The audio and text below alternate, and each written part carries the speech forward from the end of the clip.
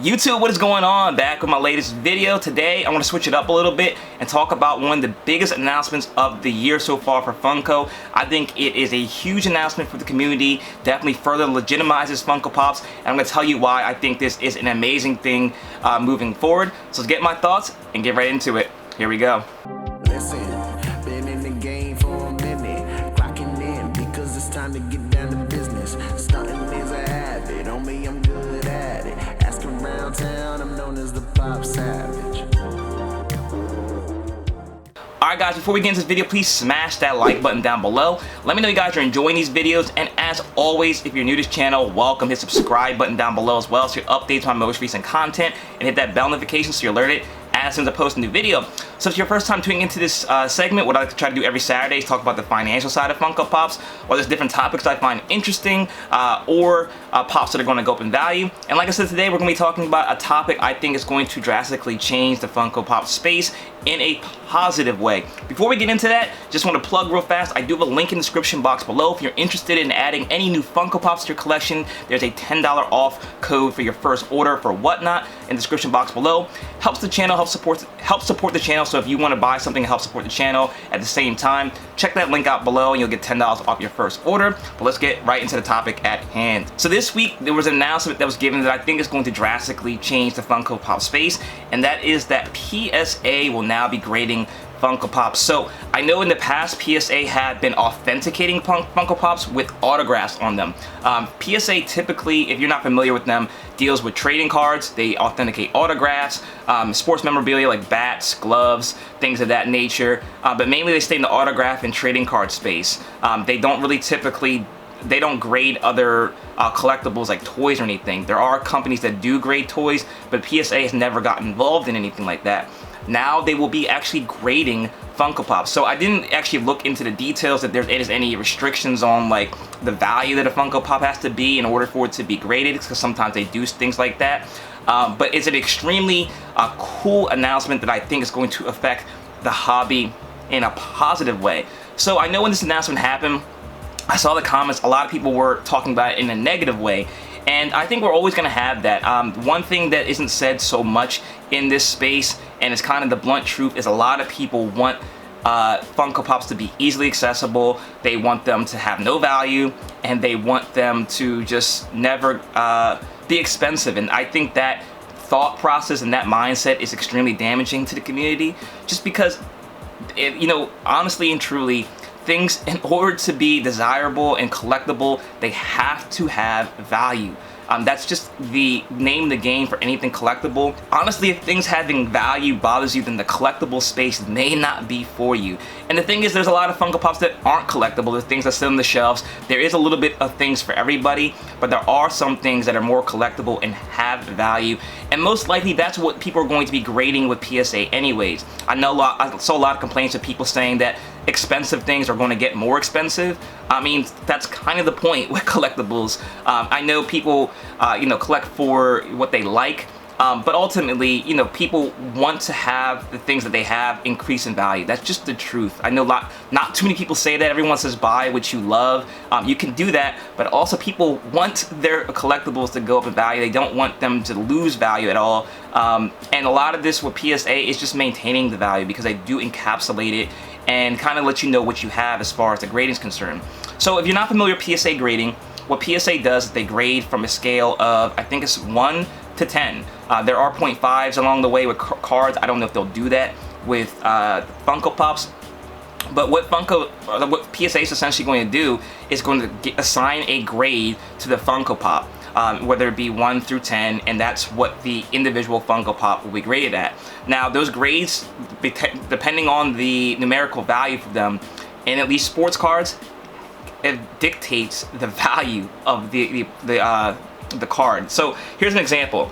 Here's my Pokemon card. This is an Espeon Gold Star card. This is graded as a PSA 5. So this card in a 5 is probably about, I don't know, $1,200 to $1,500 card. If this card was in a 10, it'd be about $20,000 card. And if it was ungraded, it probably would be, I don't know, it probably would be about the same, $1,500. The reason why grading is important, at least when it comes to the card space, is, first off, it's going to authenticate the card. And I think that's a big thing that was missing when I saw the comments from the Funko's, like, you know, like different news sites got their comments. I went through them and kind of saw what people were thinking about this, because I thought it was great news. A lot of people were kind of missing that PSA is going to now have to authenticate Funko Pops, which is a huge plus for the community. So when you're buying a pop with a PSA encapsulating case, it now will be known to you that that pop's authentic. There is a lot more fakes getting on the market. Every time I look into a Funko Pop like Speculation Saturdays, a lot of them have fakes out there. So I think having PSA being involved as far as an authenticator in the hobby is a huge plus. I think that's a major win, especially for your buying pops that are you know, significantly higher in value. The other thing is going to let you know how the condition is for pops. I know a lot of things in this community, a lot of people in this community are very strict when it comes to their boxes and the, you know, the imperfections they have and things like that. If you're buying a PSA slabbed, or I should say encased Funko Pop, there will be no you know, mistake on what the condition of that pop box is. Now, I don't know if they'll be grading just the box, if they'll be grading the window, if they'll be grading the actual Funko Pop, as well as like as far as the paint application. If a pop is actually damaged, which I've had some before they're factory damaged, if that will be taken into consideration, we don't really know yet. But you'll know the overall condition of that Funko Pop. It will be no dispute. It won't be up to the seller to have to show you all these pictures and you find out later on there's a dent or something like in there.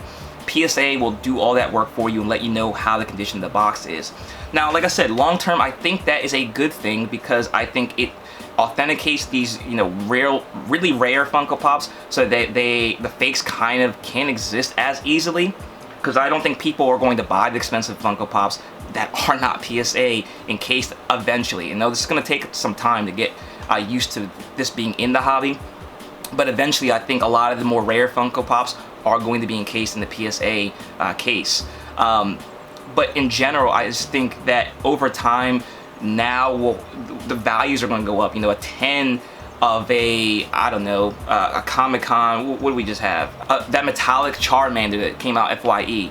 You know, there's a lot of them that are going to be shipped FYE that are going to have damage on them. They will never ever be a 10, but those 10s are going to hold you know, a premium. And I think that's how it should be. I know everybody out there buys pops on, you know, Whatnot, Mercari, eBay, and there's always you know, a difference in box conditions. There's damaged boxes. Most people don't want the damaged boxes, and most people want the pristine ones. Now there's gonna be a way for the people who are trying to collect the pristine boxes to quantify that in numerical values, and you know, there'll be a premium associated with it.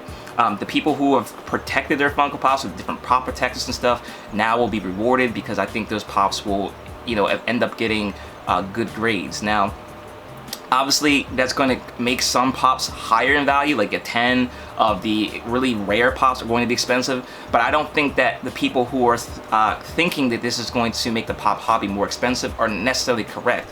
Like I said before, with that Espeon card, you can still buy them ungraded. There are going to people be having stuff ungraded, and that's going to be the affordable stuff. Or, like I said, this is a 5. You know, I wasn't going to buy a 10 because it was $21,000 the last one that sold.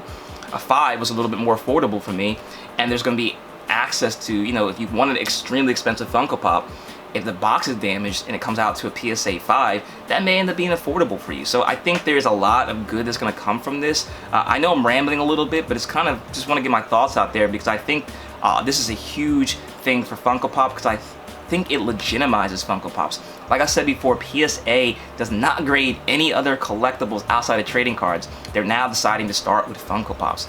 That like completely legitimizes Funko Pops to me. I said before in a previous episode, you know, Bob Iger and Rich Paul getting involved legitimizes it. I think this only further shows that Funko Pops are heading in the right direction. I think people are going to catch on to it. I'm seeing more and more celebrities catch on to Funko Pops. I think we're only at the beginning, the tip of the iceberg for Funko Pops, and I think that's a great thing for the community. Again, I think the community should learn to embrace more of these kind of things. Value and you know, with Funko Pops is something that has to exist in order for the hobby to be healthy and to have longevity. And I think the more we accept that, that is the case and more accept that change is going to happen, more people are going to get involved, and honestly and truly that some things that are collectible are just out of reach. I think we have to accept that, and I think the hobby will be healthy and will move forward in a good direction. So that's all I have for you guys today. Let me know what you guys think about that announcement. Again, I think it's a great thing. I will be sending out some stuff to PSA. Not sure which pops I will send out yet. Probably like the numbered ones, probably the ones I send out. Maybe some of the more older vaulted ones. But those might not come back necessarily in the best of condition because those are old. So we'll see. But let me know what you guys think about this announcement. As always, like, comment, share, subscribe. If you're new to this channel, hit me up on Instagram if you want to be connected there at ThePopSavage. And also check out my second channel at Savage Breaks if you're interested in comic books, Pokemon cards, and sport cards. Thanks again for watching. Until next time, see you later.